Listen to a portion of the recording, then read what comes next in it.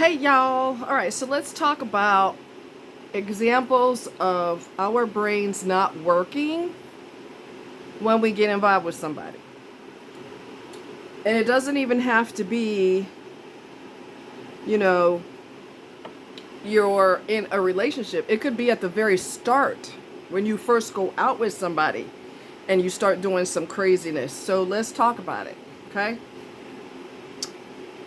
All right. Because remember I told you in the last video, or not the last video, but the video before that, I said we have got to not do stupidness when we're dealing with someone who is potentially dangerous, when we see red flags. And I don't necessarily mean dangerous as in, physically could hurt you, although a lot of people who are off can, but totally disregarding you right out the gate, right out the gate, revealing, hey, I'm an asshole. Nice to meet you. When you see red flags, you need to not ignore them.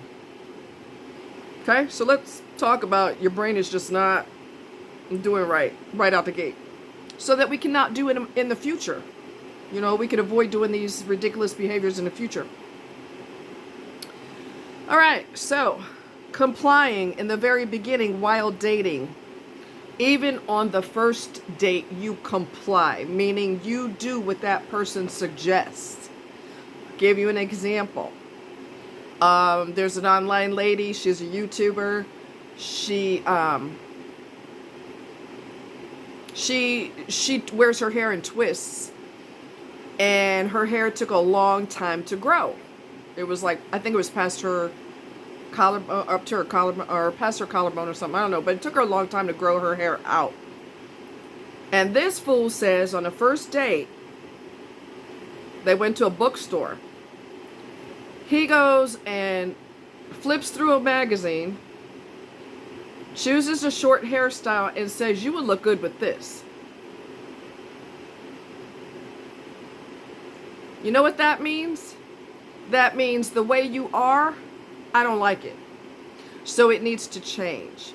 That means that person has a issue. That person is toxic, because somebody who's healthy accepts you the way you are. They don't give a damn if you've got one hair strand sticking out sideways, you got a mohawk, you've got a long style, a short style, bald on the side. They don't give a shit. They're looking at your heart. They might be taken aback if your hair is really extreme. They'll be like, oh, okay. But if they care about you and they're intrigued by you, that's not going to matter a lot. Maybe later down the line when we get married, maybe you don't have such an extreme style if we ever get married. But right out the gate, you trying to change the person, the way you are is not acceptable, so I need to change you. That's a control tactic and a manipulation tactic, so you don't comply in the beginning or the second date or the third date. I didn't know you were that big, or I didn't know you were that skinny. So, I didn't, one guy, this lady said she went on a date and the guy said, "Your makeup doesn't match your face." She said, "I didn't know you were a makeup expert." People ain't got time for that. Okay, so if you want to be condemning, this other person wants to be condemning, they can go ahead and hit the road. So, the one about the hair, when he said, "Oh, you look good with this short style," she said, "Do you know how long it took me to grow my hair out?" Psst. She walked out and left him standing there looking stupid. We ain't got time for that. So you don't comply. You don't obey their whatever. You don't obey, period. You are not their child. If they're looking for a father-daughter relationship or mother-son relationship, they need to go look at an extreme lifestyle, people that are into that. But you don't typically do that. That's controlling. They want to change your hair, style of clothing, etc., and you change for them. Do not. Do not. You elect to be their parent. Oh, God, it makes me tired. I cannot tell you how many women's stories I have heard. He don't have a job. He don't have money. And so you become his mommy. You get him a car. You get him clothes. You give him an allowance. Do you want a son or do you want a partner? Okay? If he don't have the basic shit right out the gate, unless you're looking for another child, stay the hell away from that. You knew from the jump he didn't have shit to offer. Okay? Come on, let's be smart. You accept them with nothing. Like I said, no place to live, no job, no car. You are not the Build-A-Bear store. You're not the Build-A-Bear store. One that Lee Hammock showed was a dude begging for his woman's money for 2 years. She footed his bills for 2 years. Put money in his pocket because he didn't feel like going to work. He refuses to get a job for his kids. I'm surprised he has kids. Why do you have children? You are a child. You know what I'm saying? If you're going to be someone's partner, there needs to be criteria. Genitals is not a criteria. That's biology, okay? You need to have your own shit. How you going to make a child with somebody when you are a child? Moving right along. And y'all ladies got to stop doing that shit. That's all right. I'll take you in. I'll take care of you. I'll show you how to dress. I'll show you how to get rid of your wackadoo Steve Urkel glasses. And I'm going to have you look like you fine as wine. And then once you build him up, he leaves you. He's like, thanks for building me up on your dime. Peace. Come on now. Y'all got to wake up. So he was begging for his woman's money for 2 years. He refuses to get a job for his kids. Used to his woman taking care of him. Now listen closely. You ready? Begs for her money. At the same time, he's calling her a broke bitch. You heard me. He's begging for her money. He ain't got nothing but 50 cents and a ball of lint in his pocket. And he's calling her a broke bitch while he's got his hands out begging. Y'all have got to choose better. Okay? Projection, ladies and gentlemen. He's broke and calling her broke. You keep breaking up with them and going back. Even though the abuse escalates, you still go back. Okay? You lie about bruises and injuries. Okay, that's not going to work. I got to turn that around. Hold on a minute. Okay, you lie about injuries to friends, family, coworkers, and cops. You defend the abuser to all these people also. Like one woman, I saw her video. She, itchy. He punched her in her forehead. By the way, the lady I talked about where the guy put a gun to her, that wasn't Sean Diddy Combs. That wasn't Diddy, P. Diddy. That wasn't him. That was a different guy. I guess I should have specified that. She stayed with the guy even though he put a gun to her head. She stayed with him even though he whooped her ass on more than one occasion. She still stayed with him when he punched her in her forehead and could have killed her. Okay? And then she went to the hospital with these bruises on her forehead. And she lied to the hospital and said she fell on ice because it was in the wintertime. Anybody with sense in their head knows you don't fall on your forehead. You fall on your ass or your back or your arm, but you don't fall on your face normally. That's not the way people fall. So whoever fell for her story didn't feel like doing paperwork. I was a mandated reporter. When you are a EMS, firefighter, a cop, you are what's called, well, a cop is the person you would report to unless you're reporting to social services. Certain careers, you are a mandated reporter, which means when you see something that's sideways, you are mandated by law to report that. The hospital didn't feel like doing paperwork that day because there's no way in hell that you could see his fingerprint in her forehead and you think she fell on ice. Y'all can't be that dumb. Those of y'all working at the hospital, you can't be that damn dumb. They didn't feel like doing paperwork. That's what that is. You make excuses for their behavior. You ignore the intensity of the violence. Even when the person has indicated that they will end you. You blow it off. You overlook things that should never be overlooked under any circumstances. People around you notice that you have changed. You go quiet to avoid conflicts. You hide the bruises with makeup. The bruises with makeup, okay.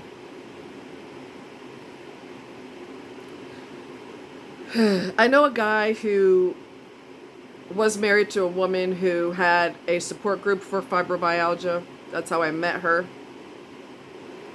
However, I could never warm up to her, and I didn't know why. Remember I told you your body will know before you do? My body knew before I knew that something with her wasn't right. Well, she's so misreligious, and she grows her hair all the way to her behind because the women at her church, that's what they do. I think she's Presbyterian, I think. Don't quote me on that. Some religions do not allow women to cut their hair. She's so religious. And she was whooping his ass, and I didn't know that. That's why I couldn't get close to her. Something about her wasn't right. Okay? And I didn't find that out until a couple of years ago. And we've been, split off for a long time, each one of us doing our own thing. And I said, how's Gail? And he's not my best friend, Gail, that died. That's a different Gail. I said, how's Gail? Because I saw him in a doctor's office. And I said his name, and I said, "What? How's Gail?" He said, "Oh, we've been divorced for years." What? We've been divorced for years. Oh.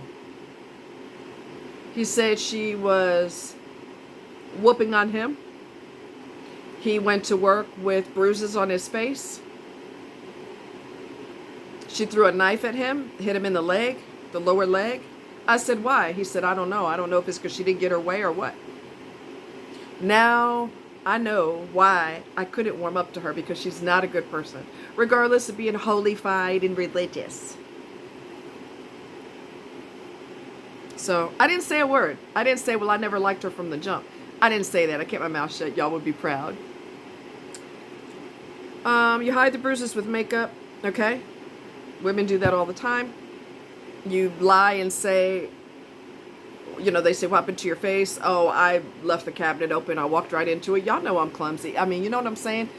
You're protecting the abuser. Again, your brain's not working right. You have to let people know what's going on in your personal life, because your brain is malfunctioning. And I'm not being funny. I'm dead serious. You're trying to have children with this person, even though you know that isn't a smart idea.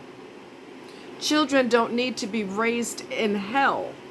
So neither one of y'all like each other.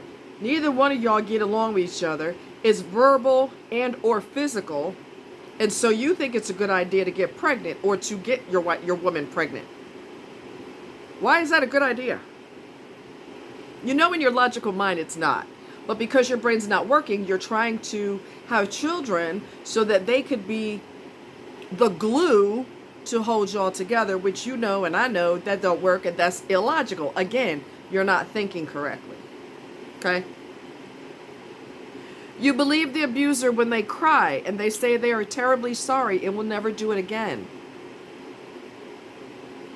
I got to read that part again. Somebody needs to hear this today, and I don't know who it is, but somebody's going through this right now. You believe the abuser when they cry and they say they are terribly sorry and will never do it again.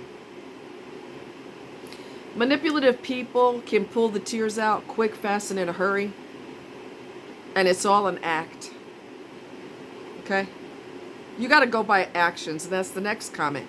Their actions are what you need to look at, not their words. Evil people will cry to manipulate you. Evil people will cry to manipulate you. You go by what someone does, not by what they say. Okay? Many times they'll beat you up and then cry And then say, I'm sorry, I love you so much, I don't know what's going on with me, it must be too much stress at work, you know my mom just died, I'm under so much stress, that don't justify putting your hands on somebody. Sorry. Then they get you a diamond bracelet and a 12 long stem roses if they're not a narcissistic cheap motherfucker. They'll get you something really, really nice because they're trying to win you over and help promote you or persuade you to forgive them. You know how many times somebody got an ass whooping and their partner swore they would never do it again? Words are cheap. Okay? You drop all of your friends because the abuser is isolating you from them.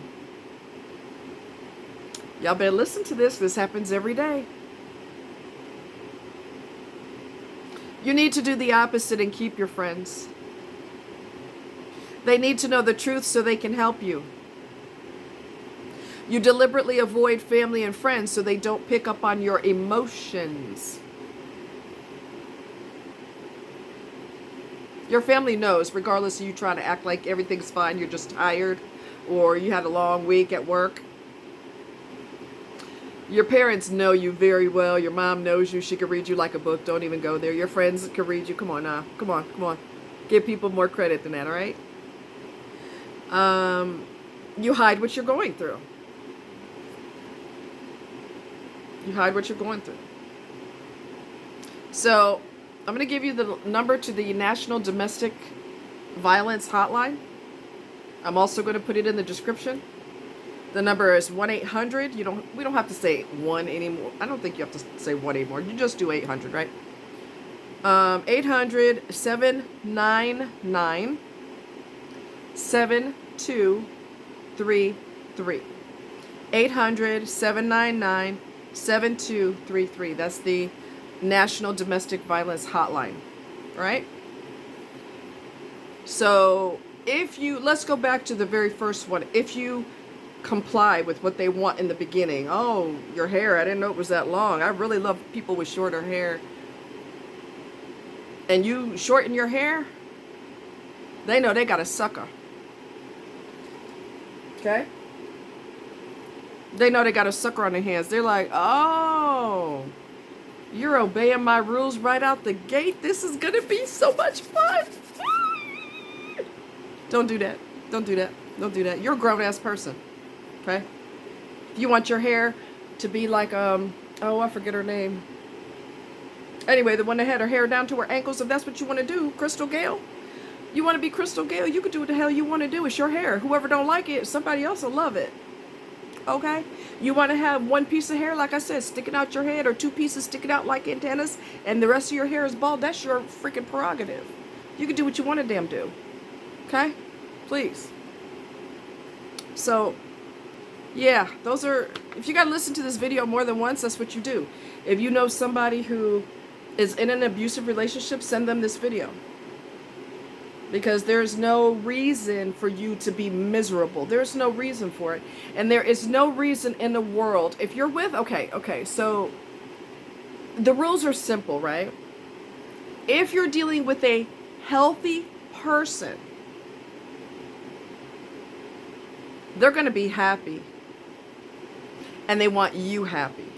Okay? They want to impress you. They want to put a smile on your face. And I don't mean for a few months until I reveal that I'm a real snake in the grass. I'm talking about through time. 6 months, a year, longer than that. Consistency, which toxic people cannot be consistent because their evil creeps up on them. And you'll see it, okay?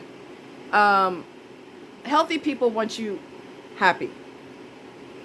Toxic people want you miserable. Toxic people want you miserable. And even if they're not mean in the beginning and, insulting and doing the dog whistle where they insult you in public and only the two of you know what that means, but it hurts your feelings, healthy people don't do that. Toxic people don't do that. Toxic people don't feel the need to control other people.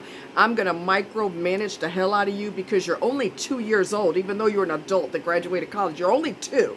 So I'm going to swoop in and I'm going to save the day and I'm going to hold you by your little baby hand and I'm going to take you through life because you're lost without me. You don't, no, don't. Grown people don't need somebody else to hold their hand and take them through life. Okay? Healthy people don't do that. Healthy people don't do that. They just don't. They don't. So, whoever needs to hear this video, if you need to hear it more than once for yourself, or you need to send it to someone else, then that's what you do, because we got enough control and domination going on in the world. We don't need that in our personal relationships too. Okay? All right. You guys take care. Much love. And this is the video that I was going to do for you that I did. I'm tired. I had a long week, but you know what? Y'all are worth it. So I went ahead and gave you the info. Give you the 411. All right. Y'all take care. Much love.